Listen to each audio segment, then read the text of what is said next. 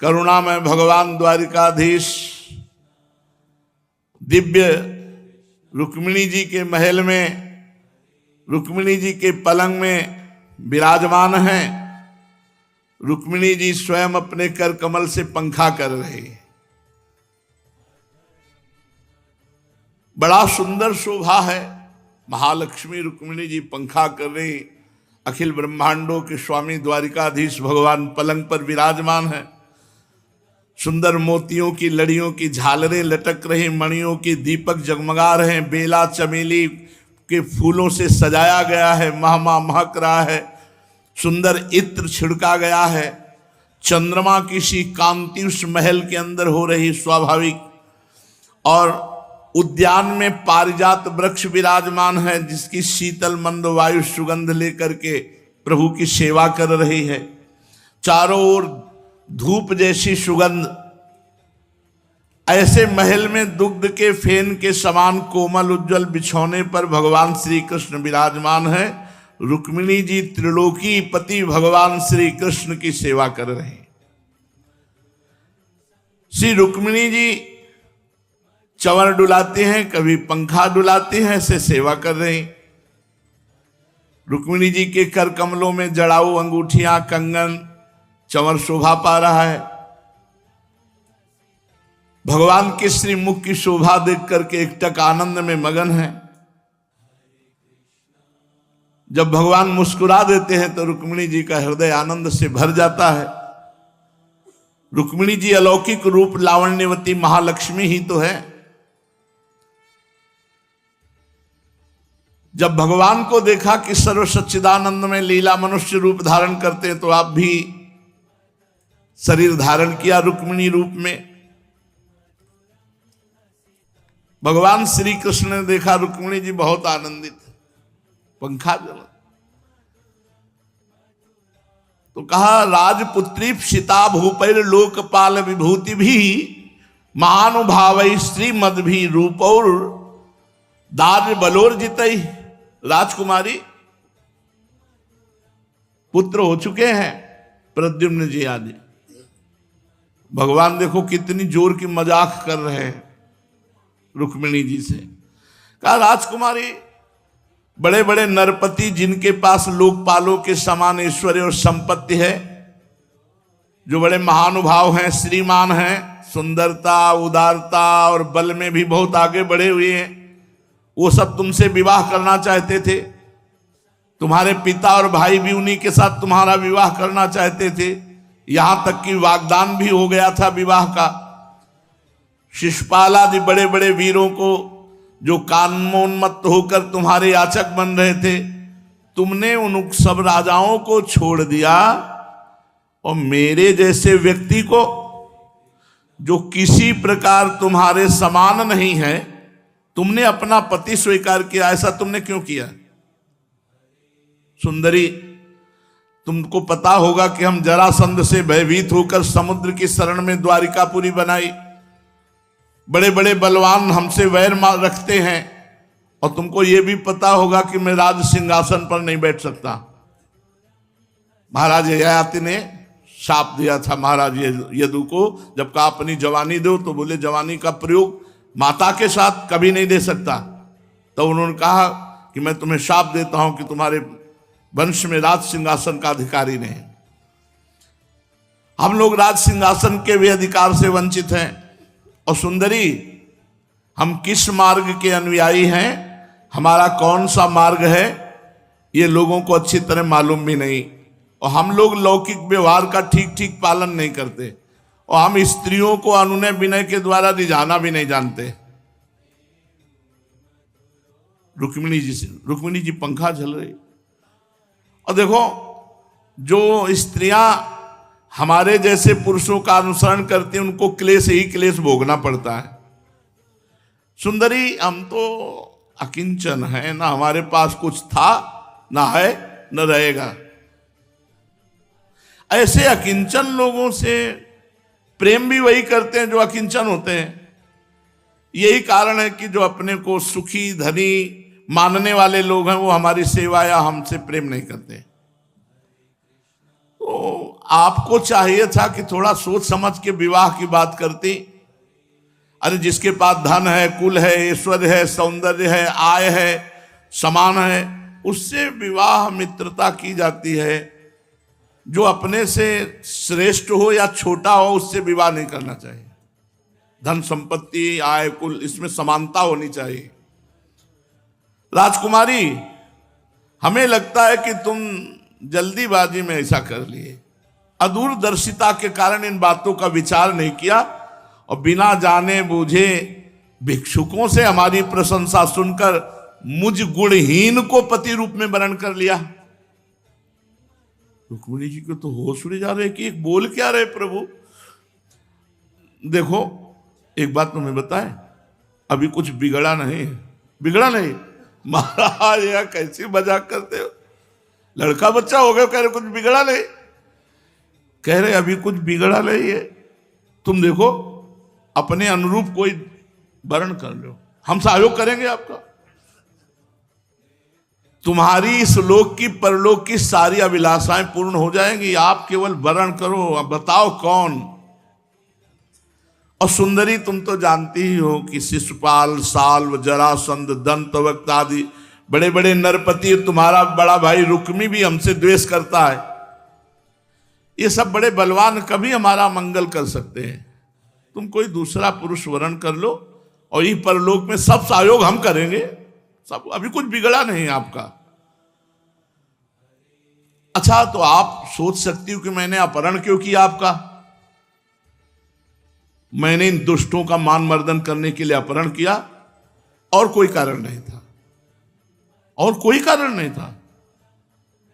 निश्चय हम उदासीन हैं, हमको न स्त्री, न पुत्र, न संतान, न वस्तु, न धन, इनसे हमें कोई मतलब नहीं।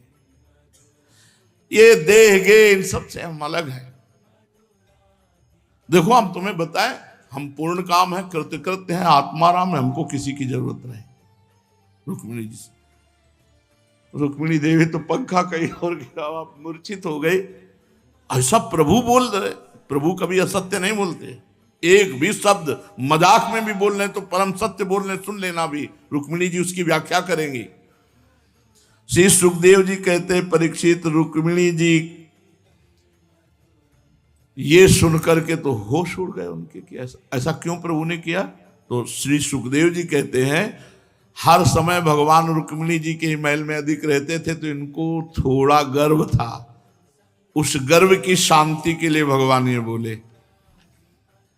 जब रुक्मिणी जी ने अपने परम प्रीतम त्रिलोकेश्वर भगवान द्वारिकाधीश की अपनी वाणी सुनी, जो पहले सोचा भी नहीं था कभी, कह रहे अभी कुछ बिगड़ा नहीं, अपने अनुरूप वर वर्ण कर लो, हम तो आत्माराम है, हमें किसी की जरूरत नहीं। हृदय की इतनी धड़कन तेज हो गई कि वो मूर्छित हो गई, मुंह नीचे लटक गया दुख से आग। बड़ा भय कि कहीं प्रभु छोड़ न दे मुझे, वियोग की संभावना से ऐसी स्थिति हो गई। हाथ का चंवर गिर गया, विकलता से अचेत हो गई, बाल बिखर गए और धरती पर धड़ाम से भगवान ने देखा कि अरे रुक्मिणी जी तो गंभीर विषय में अपनी बुद्धि पहुंचा दी, इसको ये नहीं समझ रही कि मैं हास्य विनोद कर रहा हूं। भगवान करुणा में तुरंत उठे चतुर्भुज द्वारिकाधीश और भूमि पे गिरी हुई रुक्मिणी जी को उठाया, फिर शीतल जल पीतांबर से मुख पोछा, आसन पर लेटाकर अपने करकमल से अब आप चंवर कर रहे हैं, पंखा कर रहे हैं महाराज। जब रुक्मिणी जी को होश आया तो देखा भगवान द्वारिकाधीश अपने बाहों में विराजमान किए हैं। भगवान श्री कृष्ण तो समस्त विद्याओं के आचार्य हैं, समझाने बुझाने में तो वैसे भी बहुत प्रवीण हैं। भगवान श्री कृष्ण का राजकुमारी बुरा मान गई तुम, देखो मुझसे रूठना नहीं, मैं जानता हूं कि तुम एकमात्र मेरे परायण हो, तुम मेरी प्राण प्रिय हो। मैं तो ये हंसी मजाक कर रहा था कि इसके बाद तुम गुस्सा होके कैसे बोलोगी, तुम तो मूर्छित हो गई। मैं देखना चाहता था कि तुम्हारे ओठ कैसे गुस्सा से फड़कते हो, फिर तुम क्या क्या बोलती हो, तुम तो मूर्छित हो गई। हम देखना चाहते थे कैसे तुम्हारी भौं चढ़ती है और कैसे तुम हमसे उत्तर देती हो। परम प्रिय राजकुमारी, हम जैसे गृहस्थों के लिए तो आप जैसे, अब वो तो मतलब चतुर शिरोमणि है ना, यही सुख की घड़ियां है कि थोड़ा 4 मिनट 10 मिनट हंसी मजाक कर लिया, तुम इसको इतनी गंभीरता से ले लिए। जब भगवान ने कहा मैं मजाक कर रहा था, तब रुक्मिणी जी को चेतना आई कि वो ये परिहास, अब उनके हृदय में ये जो भय भर गया था कि भगवान मुझे छोड़ रहे हैं, ये जाता रहा। अब वो सावधान हुई और भगवान श्री कृष्ण के मुखारविंद को निरखती हुई कहने लगी। अब एक एक शब्द का उत्तर दे रहे रुक्मिणी जी। भगवान परिहास में भी कभी असत्य वार्ता नहीं करते। रुक्मिणी जी ने कहा, कमल नयन, आपका यह कहना ठीक है कि ऐश्वर्य आदि समस्त गुणों से युक्त अनंत भगवान के अनुरूप मैं नहीं हूं। आपने कहा कि मैं आपके अनुरूप पति नहीं हूं, तो ये बात आप बिल्कुल सत्य कह रहे हैं, क्योंकि मैं आपके अनुरूप नहीं हूं। आप कहां समस्त ऐश्वर्य ज्ञान वैराग्य सबसे समुद्र हैं आप, और मैं आपके अनुरूप नहीं हूं। मैं कभी आपकी समानता नहीं कर सकती। कहां आप अपनी अखंड महिमा में स्थित तीनों गुणों के स्वामी ब्रह्मादि देवताओं से सेवित आप भगवान, और कहां 3 गुणों के अनुसार स्वभाव रखने वाली गुणमयी मैं प्रकृति। मेरी सेवा के लिए मेरी कामना करके पीछे भटकने वाले तो अज्ञानी लोग ही होते हैं प्रभु।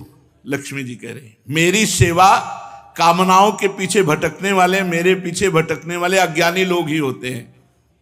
भला मैं आपके समान कब हो सकती हूं प्रभु स्वामिन। और आपका ये कहना भी ठीक है कि राजाओं के भय से समुद्र में आज छिपे हैं, परंतु राजा शब्द का अर्थ पृथ्वी के राजा नहीं, 3 गुण, सतोगुण रजोगुण तमोगुण, और आप समुद्र ये नहीं, अंतःकरण, तीनों गुणों से परे होकर अंतःकरण में आप छुपे हुए विराजमान हैं सबके, जो संतों की अनुभूति में आते हैं आप। और ये आपने कहा कि आपसे राजा वैर रखते हैं, परंतु राजा कौन, ये दुष्ट इंद्रियां, ये दुष्ट मन, इनसे वैर है। और आप प्रभु कहते हैं राज सिंहासन से रहित हैं, ये भी ठीक है, क्योंकि आपके चरणों की सेवा करने वालों ने भी राजा के पद को घोर अज्ञान अंधकार समझकर दूर से ही छोड़ दिया। फिर आपके लिए कहना क्या है। आप कहते हैं हमारा मार्ग स्पष्ट नहीं है, हम लौकिक पुरुषों जैसा आचरण नहीं करते, ये भी निसंदेह सत्य है, क्योंकि जो ऋषि मुनि आपके पाद पद्म मकरंद रस का सेवन करते हैं, उनका मार्ग भी अस्पष्ट रहता है। विषयों में उलझे हुए नर पशु उसका अनुमान भी नहीं लगा सकते कि महात्मा किस मार्ग में चलते हैं। हे अनंत, आपके मार्ग में चलने वाले आपके भक्तों की भी चेष्टाएं जब प्रायः अलौकिक होती हैं, तब समस्त शक्तियों और ऐश्वर्यों के स्वामी आपकी चेष्टाएं अलौकिक हों, इसमें तो कहना ही क्या है। आपने अपने को अकिंचन बतलाया कि मेरे पास कुछ नहीं है, परंतु आपकी अकिंचनता दरिद्रता नहीं है। इसका अर्थ यह है कि आपके अतिरिक्त कुछ है ही नहीं, आप ही सब कुछ है। आपके पास रखने के लिए कुछ नहीं है, परंतु जिन ब्रह्मादि देवताओं की पूजा सब लोग करते हैं, भेंट देते हैं, वे लोग भी आपकी पूजा करते हैं। आप उनके प्यारे हैं और वे आपके प्यारे हैं। आपका यह कहना भी सर्वथा उचित है कि धनाढ्य लोग मेरा भजन नहीं करते। तो जो लोग अपनी धनाढ्यता के अभिमान से अंधे हो रहे हैं और इंद्रियों को तृप्त करने में लगे हैं, वे ना तो आपका भजन सेवन करते हो, ना ये जानते हैं कि मृत्यु के रूप में उनके सिर पर आप सवार हैं। पता नहीं किस समय मृत्यु आ जाए, बस उसी धन भोग में लगे हुए हैं। जगत में जीव के लिए जितने भी वांछनीय पदार्थ हैं, धर्म अर्थ काम मोक्ष, उन सब के रूप में आप ही प्रकट हैं। आप समस्त वृत्तियों, प्रवृत्तियों, साधनों, सिद्धियों और साध्यों के फलस्वरूप हैं। विचारशील पुरुष आपको प्राप्त करने के लिए सब कुछ छोड़ देते हैं। हे भगवान, उन्हीं विवेकी पुरुषों का आपके साथ संबंध होना चाहिए जो लोग स्त्री पुरुष के सहवास से प्राप्त होने वाले सुख और दुखों के वशीभूत हैं, वो कदापि आपका दर्शन और संबंध प्राप्त करने के योग्य नहीं है। यह ठीक है कि भिक्षुकों ने आपकी प्रशंसा हमें सुनाई, परंतु किन भिक्षुकों ने? उन परम शांत सन्यासी महात्माओं ने आपकी महिमा और प्रभाव का वर्णन किया जिन्होंने अपराधी से अपराधी व्यक्ति को भी दंड ना देने का निश्चय कर लिया है। मैंने अदूरदर्शिता से नहीं, इस बात को समझते हुए आपको पति रूप में वर्णन किया है कि आप सारे जगत के आत्मा हैं और अपने प्रेमियों को आत्मदान करते हैं। मैंने जानबूझकर उन ब्रह्मा और देवराज इंद्र आदि का भी इसलिए परित्याग कर दिया है कि आपकी भौहों के इशारे से पैदा होने वाला काल अपने वेग से उनकी आशा अभिलाषाओं पर पानी फेर देता है। फिर प्रभु इन जिन राजाओं की बात की, शिशुपाल, दंतवक्त, जरासंध, ये सब क्या है? आर्यपुत्र, आपकी ये बात किसी प्रकार युक्ति संगत मालूम नहीं होती कि आप राजाओं से भयभीत होकर समुद्र में आ बसे हैं, क्योंकि केवल आपने सारंग धनुष टंकार से मेरे विवाह के समय आए हुए समस्त राजाओं को भगाकर अपने चरणों में समर्पित मुझ दासी को उसी प्रकार हरण कर लिया जैसे सिंह अपनी कर्कश ध्वनि से वन पशुओं को भगाकर अपना भाग ले आवे। कमल नयन, आप कैसे कहते हैं कि जो मेरा अनुसरण करता है उसे दुख भोगना पड़ता है? प्राचीन काल के अंग, पृथु, भरत, ययाति, गयादि जो बड़े बड़े राजेश्वर अपना अपना एक छत्र साम्राज्य छोड़कर आपको पाने की अभिलाषा से तपस्या करने वन में चले गए, क्या वे आपके मार्ग का अनुसरण करके कष्ट उठा रहे हैं? आप कहते हैं कि तुम और किसी राजकुमार का वर्ण कर लो। भगवान, आप समस्त गुणों के एकमात्र आश्रय हैं। बड़े बड़े संत आपके चरण कमलों की सुगंध का बखान करते रहते हैं। आपके चरणों का आश्रय लेने मात्र से संसार के पाप ताप नष्ट हो जाते हैं। मैं सर्वदा आपके चरणों में ही निवास करती हूं। फिर आप बतलाइए, स्वार्थ या परमार्थ को जानने वाली कौन सी ऐसी स्त्री होगी जो आपको छोड़कर किसी और पुरुष का वर्ण करे? प्रभु, ये जितने पुरुष है सब मृत्यु, रोग, जन्म, जरा आदि भयों से युक्त है। कोई भी बुद्धिमान इनका वर्ण नहीं करेगा। प्रभु, आप सारे जगत के एकमात्र स्वामी हैं। आप ही इस लोक और परलोक में समस्त आशाओं को पूर्ण करने वाले एवं आत्मा हैं। मैंने जानबूझकर समझ करके खूब कि आप अनुरूप वर्ण हैं इसलिए वर्ण किया है। ऐसे नहीं कि भिक्षुक सन्यासियों की बात सुनकर। मुझे अपने कर्मों के अनुसार, देखो बहुत सुंदर बात है, मुझे अपने कर्मों के अनुसार विभिन्न योनियों में भटकना पड़े इसकी मुझे कोई परवाह नहीं, पर मेरी एकमात्र अभिलाषा है कि मैं सदा अपना भजन करने वालों का मिथ्या संसार भ्रम निवृत्त करने वाले, उन्हें अपना स्वरूप दे डालने वाले आपके चरणों की शरण में रहूं, चाहे जहां जन्मूं। हे अच्युत, हे शत्रुसूदन, ये संसारी आदमी गधों के समान घर का बोझा ढोने वाले, बैलों के समान गृहस्थी के व्यापारों में जुटे हुए, श्वान के समान तिरस्कार सहने वाले, बिलाव के समान कृपण हिंसक, क्रीत दासों के समान स्त्री से बिके हुए ये शिशुपाल आदि राजा लोग जिन्हें वर्ण करने के लिए आप मुझे संकेत किया, वो किसी अभागिनी स्त्री के पति होंगे, जिनके कानों में देवाधिदेव महादेव भगवान शंकर, ब्रह्मादि देवेश्वरों की सभा में गाए जाने वाली आपकी लीला कथा ने प्रवेश नहीं किया। उन अभागिनी स्त्रियों के ये पति होंगे। ये मनुष्य शरीर अगर है और भगवत चर्चा, भगवान नाम नहीं है तो जीते जी मुर्दा है वो। ऊपर से चमड़ी, दाढ़ी, मूछ, रोए, नख, केशों से ढका हुआ है, परंतु इस शरीर के भीतर है क्या? मांस, हड्डी, खून, कीड़े, मल, मूत्र, कफ, पित्त, वायु। वो मूढ़ स्त्री है जो आपको अपना परम प्रीतम न मानकर इन शरीरों को परम प्रीतम मानती है। वो मूढ़ है। कमल नयन, आप आत्मा राम है। मैं सुंदरी अथवा गुणवती हूं, इन बातों पर आपकी दृष्टि नहीं जाती। तो आपका यह कहना कि मैं उदासीन रहता हूं, यह स्वाभाविक सिद्ध है। फिर भी प्रभु आपके चरण कमलों में मेरा सुदृढ़ अनुराग हो, यही मैं आपसे मांगती हूं। जब आप इस संसार की अभिवृद्धि के लिए उत्कट रजोगुण धारण करके मेरी ओर देखते हैं तो मैं आपका परम अनुग्रह मान करके ही प्रकृति रूप में फैल जाती हूं। ये वही है, दूसरा नहीं। जैसे आपने कहा कि आप अपने अनुरूप किसी दूसरे वर का वर्ण कर लो, तो मैं आपकी इस बात को भी झूठ नहीं मानती, क्योंकि कभी कभी एक पुरुष के द्वारा जीती जाने पर भी अंबा जैसी स्त्रियां होती हैं जो दूसरे पुरुष से प्यार करती, जैसे साल्व से प्यार करता। पर प्रभु जो नए नए पुरुषों की ओर अपने चित्त को, प्रभु ये वह भ्रष्ट है, ऐसा नहीं, कुछ ऐसी होती होंगी। मैंने तो आपका वर्ण किया है और आपकी ही हूं, और जन्म जन्म यही याचना करती हूं कि मैं आपकी ही रहूं। भगवान श्री कृष्ण का साध्वी राजकुमारी, यही बातें सुनने के लिए तो मैंने तुमसे ये विनोद किया था। तुमने जो व्याख्या की ना मेरे वचनों की, अक्षरशः सत्य है। सुंदरी, तुम मेरी अनन्य प्रेयसी हो, मेरे प्रति तुम्हारा अनन्य प्रेम है। तुम मुझसे जो जो अभिलाषाएं करती हो तुम्हें सदा सर्वदा प्राप्त हैं। और ये बात भी है कि मुझसे की हुई अभिलाषाएं, ये बहुत खास बात समझो, भगवान से अगर सांसारिक वस्तुएं भी मांगोगे तो फंसोगे नहीं।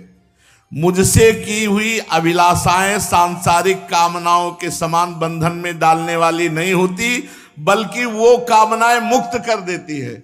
अगर हम भगवान से चाहेंगे तो भगवान वस्तु भी देंगे और मोक्ष भी देंगे, वो हमें बांधने वाली नहीं हो सकती। पुण्यमयी प्रिय, मैंने तुम्हारा पति प्रेम पातिव्रत देखने के लिए उल्टी सीधी बातें करी थी, तुम्हें बहुत विचलित करना चाहा।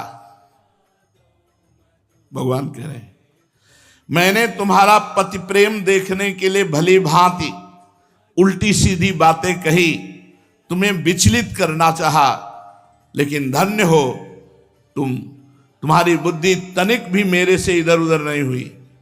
प्रिय, मैं मोक्ष का स्वामी हूं, संसार सागर से मैं ही पार कर सकता हूं।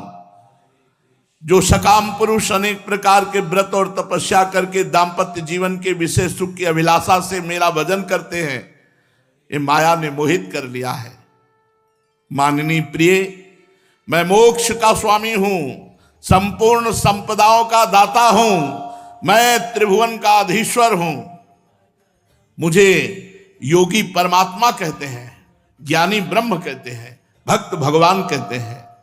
जो लोग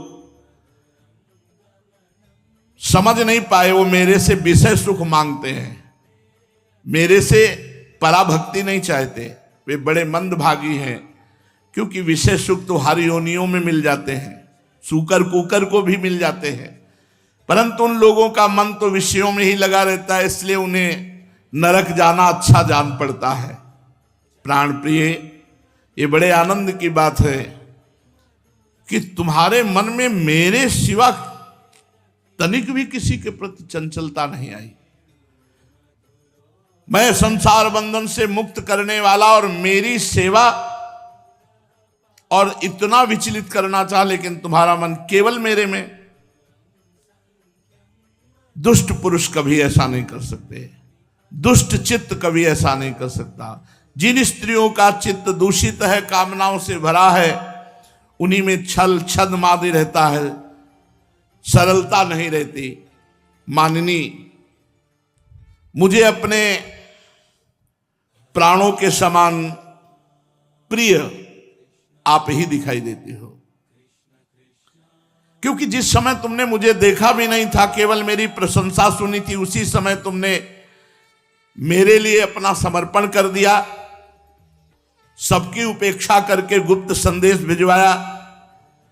तुम्हारा हरण करते समय तुम्हारे भाई को युद्ध में जीता, उसे विरूप कर दिया, और अनिरुद्ध के विवाह में तो चौसर खेलते समय बलराम जी ने रुक्मी को तो मार ही डाला, किंतु हमसे वियोग ना हो जाए इसलिए तुम सब कुछ सहती रही। तुमने मेरी प्राप्ति के लिए जो दूत भेजा था वो जब विलंब से पहुंचा तो उस समय तुम्हारा जीवन कैसा कि आप शरीर छोड़ देती। वो प्रेम भाव मुझे याद है, मैं तुम्हारे प्रेम का बदला नहीं चुका सकता। सर्वोच्च प्रेम भाव का मैं केवल वंदना करता हूं। परीक्षित जगदीश्वर भगवान श्री कृष्ण आत्माराम हैं, मनुष्य की सी लीला करते हुए और श्री रुक्मिणी जी से ऐसी वार्ता की। प्रत्येक 16,108 8 पट रानियां, 16,100 रानियां, 10 पुत्र उत्पन्न किए भगवान ने, 10 पुत्र। अब आप ये सकल सृष्टि उन्हीं के संकल्प के, तो 10 पुत्र कोई बड़ी बात है? हम सब उन्हीं के तो प्रकट किए हुए हैं। संकल्प मात्र से अनंत ब्रह्मांडों का सृजन, और सब भगवान के समान बलशाली ऐसे पुत्र प्रकट किए। राधा वल्लभ लाल की जय।